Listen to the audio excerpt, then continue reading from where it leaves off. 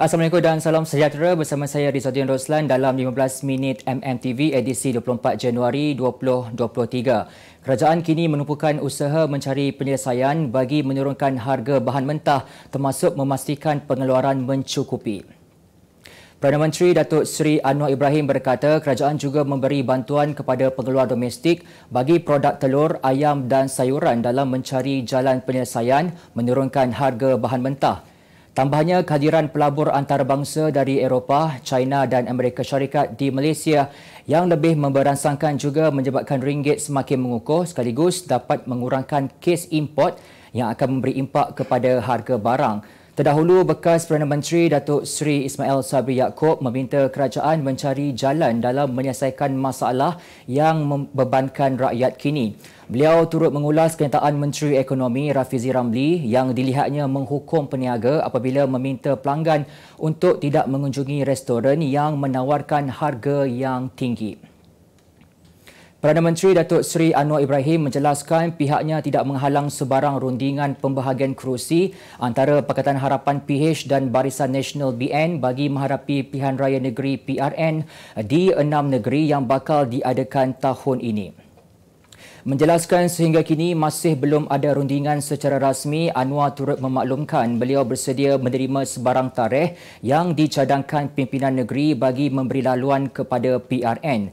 Tambahnya, beliau juga tidak akan mencampuri urusan PAS yang mahu menentukan sendiri tarikh bersesuaian untuk membubuhkan DUN di 3 negeri iaitu Kedah, Terengganu dan Kelantan. Bagaimanapun, jelas beliau jika tidak dilakukan serentak, ia mungkin menyebabkan kos keseluruhan PRN di 6 negeri berkenaan meningkat. Untuk rekod, Timbalan Presiden PKR Rafizi Ramli berkata PH sudah memulakan perbincangan bersama BN mengenai kerjasama dalam PRN yang bakal diadakan tidak lama lagi, tetapi ia berlangsung secara tidak rasmi. Jabatan Meteorologi Malaysia telah mengeluarkan amaran hujan lebat berterusan tahap bahaya di beberapa daerah di Johor dan Sabah hingga esok. Dalam kenyataan yang dikeluarkan menerusi laman Facebook rasminya, daerah yang terbabit di Johor ialah Segamat, Kluang, Mersing, Kulai, Kota Tinggi dan Johor Bahru. Manakala di Sabah, daerah yang terbabit ialah Sandakan, Telupit, Kinabatangan, Beluran, Kudat dan Pitas. Met Malaysia turut mengeluarkan amaran hujan berterusan tahap buruk di kawasan Tambunan, Pantai Barat, Lahad Datu dan Kota Marudu serta amaran hujan berterusan tahap waspada di Pahang, di daerah Kuantan, Pekan dan Rompin, Seri Aman, Sarike, Sibu, Bintulu serta Miri di Sarawak. Manakala di Sabah, kawasan yang terlibat ialah Tongut. Terdahulu, Bank Malaysia menerusi kenyataan awal pagi tadi mengeluarkan amaran hujan berterusan tahap waspada bagi beberapa kawasan di Sabah, Terengganu, Pahang, Johor dan Sarawak. Seorang lelaki mengaku tidak bersalah di Mahkamah Seksyen Alor Setar hari ini terhadap 5 pertuduhan mengemukakan dokumen palsu bagi menuntut insentif di bawah program penjana kerjaya 2.0 Pertubuhan Keselamatan Sosial Perkeso bernilai RM17,500 2 tahun lalu. Mengikut pertuduhan, tertuduh Muhammad Syakirin Othman didakwa dengan niat telah mengemukakan 5 dokumen borang pengesahan pekerja program insentif pengambilan pekerja atas nama Round Globe Enterprise pada Jun lalu kepada seorang pegawai perkhidmatan pekerjaan Perkeso Kedah. Jika sabit kesalahan, tertuduh boleh dihukum di bawah Seksyen 24/2 Akta Sama yang memperuntukkan hukuman penjara tidak lebih 20 tahun dan denda tidak kurang 5 kali ganda jumlah atau nilai butir matan palsu. Jika butir matan palsu itu dapat dinilai atau RM10,000 mengikut mana-mana yang lebih tinggi. Hakim kemudiannya menetapkan agar tertuduh diikat jamin oleh isterinya dengan jumlah RM7,000 yang kemudiannya difahamkan mereka membayar jaminan tersebut. Dia turut diperintahkan melapor diri di Pejabat SPRM Alor Setar pada minggu pertama setiap bulan dengan tarikh sebutan semula ditetapkan pada 27 Februari ini untuk serahan dokumen serta lantikan peguam.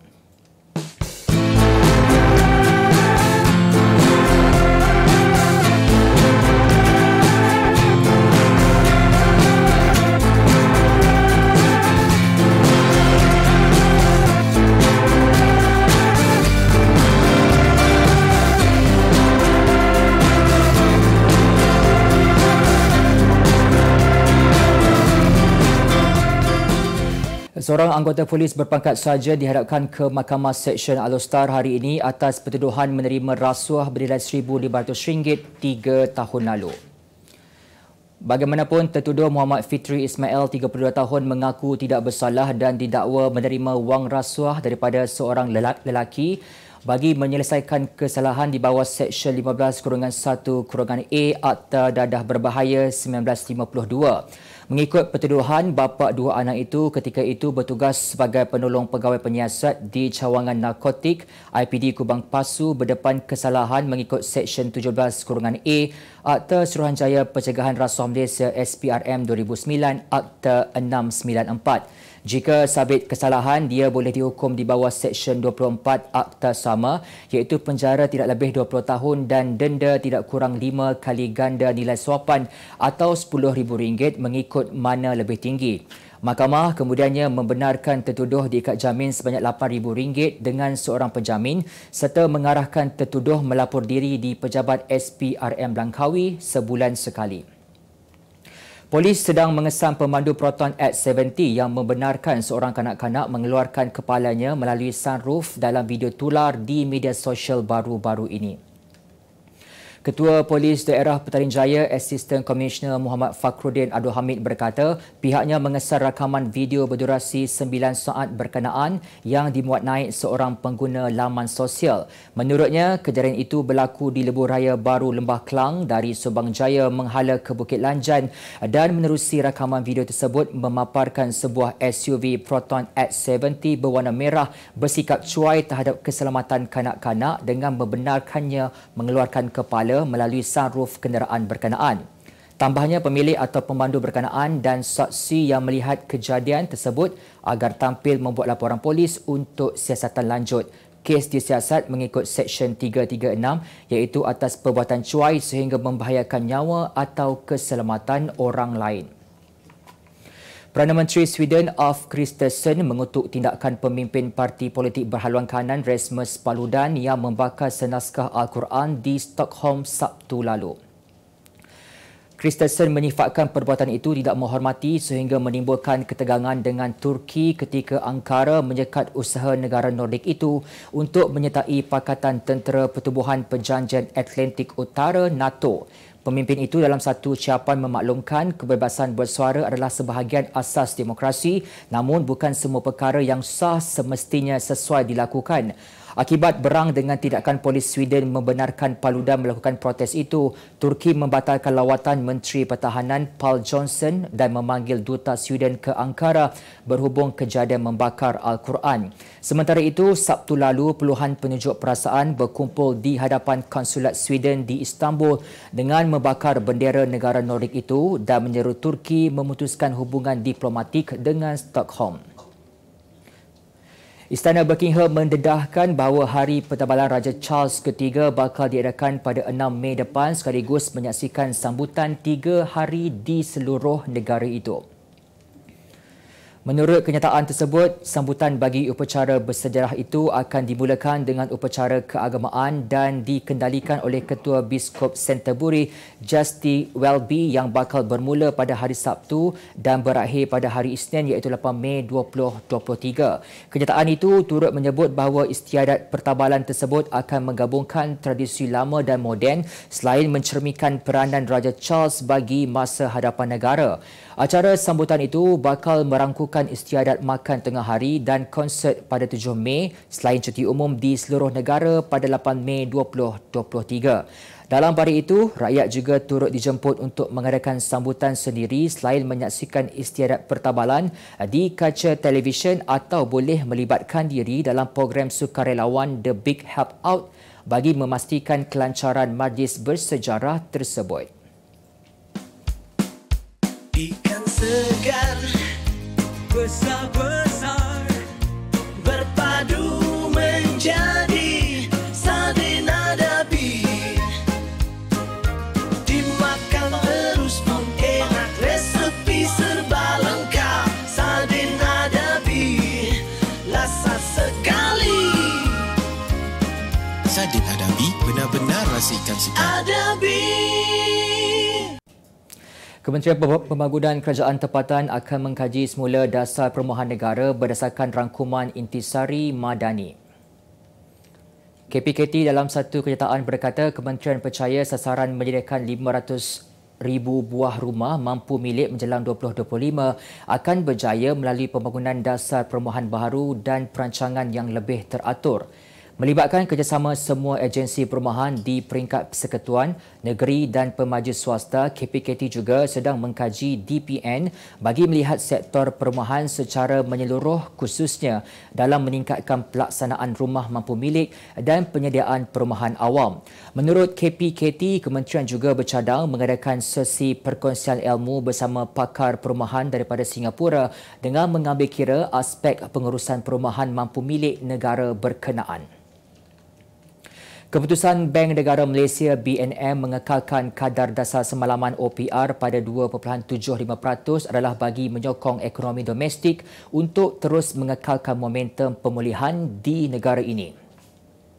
Penganalisis Ekonomi UniKL Business School Profesor Madya Dr. Aimi Zulhazmi Abdul Rashid berkata, Bank Pusat juga mengambil prihatin kesan kenaikan 4 kali berturut-turut OPR sebanyak 1% pada tahun lalu. Aimi Zulhazmi berkata ia bagi memberi ruang kepada rakyat dan perniagaan yang masih melaraskan kehidupan dan operasi masing-masing setelah kenaikan berturut-turut tersebut. Sementara itu, beliau berkata ekonomi negara masih lagi mengekalkan momentum seperti bulan akhir 2022 dan kadar inflasi berada pada paras terkawal walaupun inflasi teras masih memberi ancaman kepada kos sara hidup rakyat. Menurutnya, sama ada BNM akan menaikkan atau menurunkan kadar OPR pada Mac nanti bergantung kepada situasi ekonomi semasa ketika itu kerana ketidaktentuan hala tuju ekonomi dunia termasuk kebimbangan kemelesatan bakal berlaku tahun ini. Johor Darul Takzim JDT yang tiba di Dubai beberapa hari lalu dijadualkan bakal bertemu dengan 4 kelab Eropah bagi aksi pramusim perlawanan persahabatan.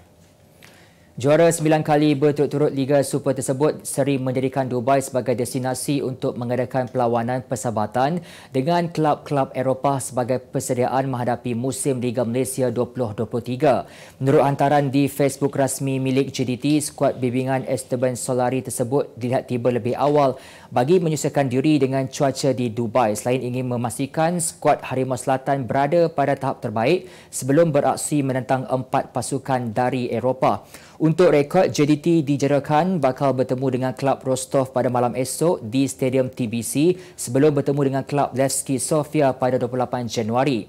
JDT juga akan bertemu kelab Lokomotiv Moskow pada 2 Februari dan di antara akhir adalah kelab Zenit St. Petersburg pada 6 Februari. Pasukan Kebangsaan India bakal mengambil bahagian dalam kejohanan Pesta Bola Merdeka yang dijadualkan berlangsung pada September ini. Menurut Setiausaha Agung Persekutuan Bola Sepak Seluruh India AIFF Saji Prabhakaran, beliau telah mengadakan perbincangan dengan Presiden Persatuan Bola Sepak Malaysia FAM Datuk Hamidi Muhammad Amin mengenai peluang India untuk tampil dalam kejohanan Pesta Bola Merdeka.